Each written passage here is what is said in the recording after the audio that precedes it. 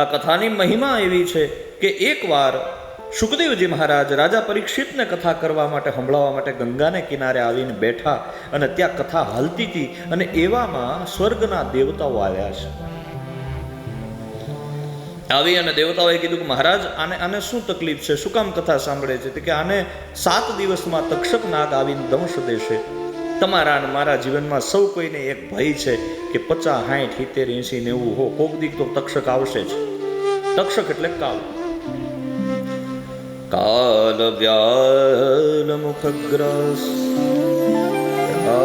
નિર્ણસ હેતવે. કાલ રૂપી વ્યાલ જડબું ફાડીને બેઠો છે અને એક મિનિટ, એક કલાક, એક દિવસ, એક વર્ષ ઓછું થતું જાય છે અને માણસ કાળના મોઢામાં ધકેલાતો જાય છે. પણ કાળના મોઢામાં ધકેલાતો એ નથી વિચારતો કે મારે કોકને જવાબ દેવાનો છે. હે, માર્ચ એન્ડિંગ આવતું હોય, આ તમારી ભાષામાં કહું તો તમને સમજાય. આપણે ચોપડા હરખા રાખી જોઈએ, ખોટી એન્ટ્રી આમ તેમાં આમ થઈ હોય એ બધી સુલટાવી લઈ, કઈ દેખાય નહીં, ડિસ્પ્લે નો. માર્ચ એન્ડિંગ ના ચોપડા જો હરખા રાખીને જવાબ દેવામાં તકલીફ ન પડે એવી તૈયારી કરતા હોય મારા બાપ, તો જ્યારે ઉપરવાળા પાસે જવું હોય તો એની તૈયારી પણ કરવી પડે ને. ન્યા હું જવાબ દેશ,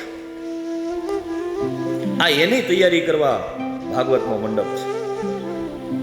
તમારા મનને ચોખ્ખું કરવા ભાગવતનો મંડપ છે. કરોડો સૂર્ય સમાન જેનો આભા છે. કોઈ માણસ ભૂલે ચૂકે જો એકવાર ભાગવતના મંડપમાં આવી જાય એની હાથ પેઢી તરી જાય છે. કથા સાંભળે કે ન સાંભળે અલગ વાત છે. એકવાર આવો,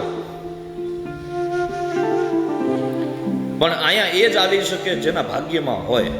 1 મિનિટ પણ એ જ આવી શકે જેના ભાગ્યમાં હોય.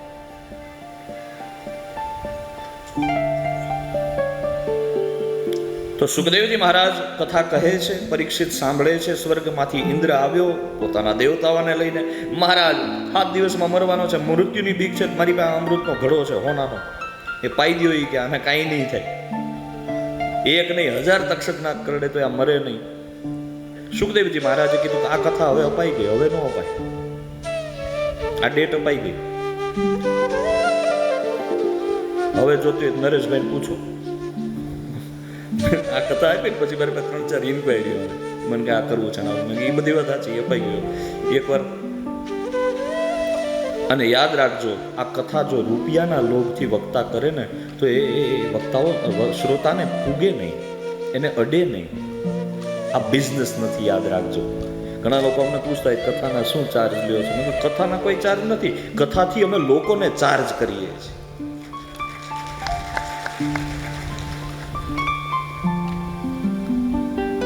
સનાતન વૈદિક ધર્મને તમને મને દર્શન આપ્યું. યાદ રાખજો, આ દુનિયામાં જેટલી મોસ્ટ વેલ્યુએબલ વસ્તુઓ છે ને એ બધી ફ્રી છે. હવાના ક્યાંય રૂપિયા છે, પાણીના ક્યાંય બિલ છે કે મીટર લગાડે? હવે લાગે તો વાત જુદી. એ બધું ફ્રી છે. અને જેટલું ફ્રી હતું પછી આપણે આમ મેળ વિનાનો ઉપયોગ, અવિચારી ઉપયોગ શરૂ કર્યો. પહેલાના સમયમાં હતું તો મર્યાદિત પાણીનો ઉપયોગ હતો. ભાઈ અમુક ક્વોન્ટિટીમાં એ એક વ્યક્તિને અમુક પાણી જોઈએ. પણ હવે સ્વિચ પાડીને 10 લીટર કે 20 લીટર કે એમાંય પાછી મોટર મૂકીએ ફોર્સ. પ્રકૃતિએ જેટલું આપણને ફ્રીમાં આપ્યું ને આપણે એની કદર ન કરી. કૃષ્ણએ આ લોજિક પણ ત્યારે સમજાવેલું. પણ એ સમયમાં મેં કીધું જેટલો ફોરવર્ડ હોય ને એને એ સમયનો સમાજ વધારે ગાળ્યું દે. કારણ કે ઓલો જ્યાંથી બોલતો એ આખું લેવલ જુદું છે, અને ઓલા જ્યાંથી કમેન્ટ કરે છે એ આખું લેવલ જુદું છે. હા,